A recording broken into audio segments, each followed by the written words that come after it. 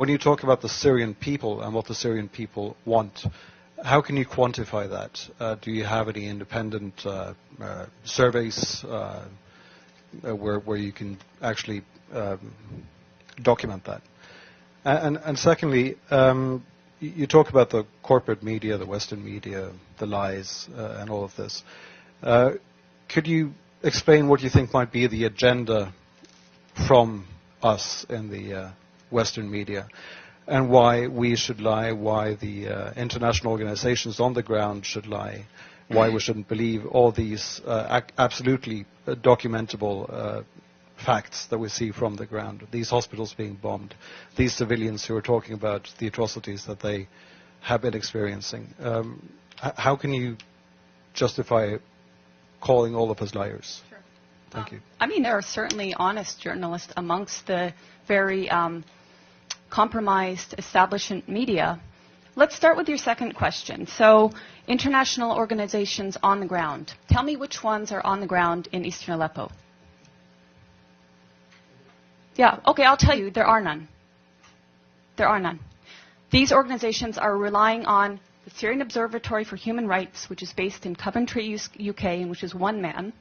They're relying on compromised groups like the White Helmets, which, let's talk about the White Helmets. The White Helmets were founded in 2013 by a British ex-military officer. They have been funded to the tune of $100 million by the US, UK, and Europe, and other states.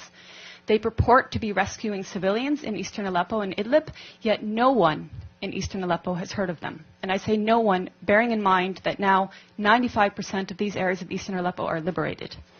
The White Helmets purport to be neutral, yet they can be found carrying guns and standing on the dead bodies of Syrian soldiers.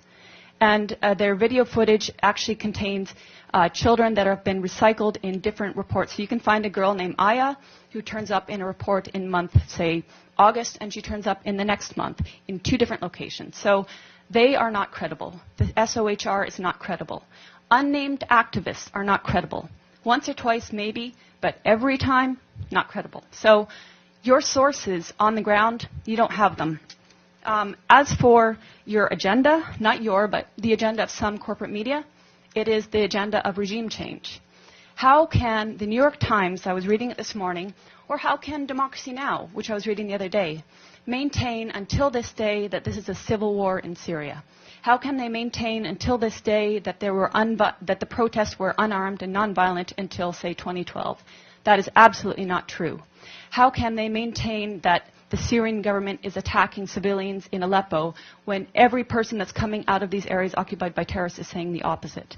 How do I quantify the support of the Syrian people? The elections. In 2014, the Syrian people held elections. The point being, overwhelmingly, the people support President Assad.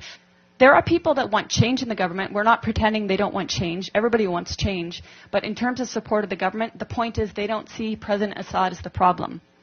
They see the problem as terrorism. They see elements of problems in the system that they have there. But President Assad, they don't see as the problem. They actually overwhelmingly support him. So I'm basing it on their choice in their leader, and I'm basing it on my interactions with people in Syria.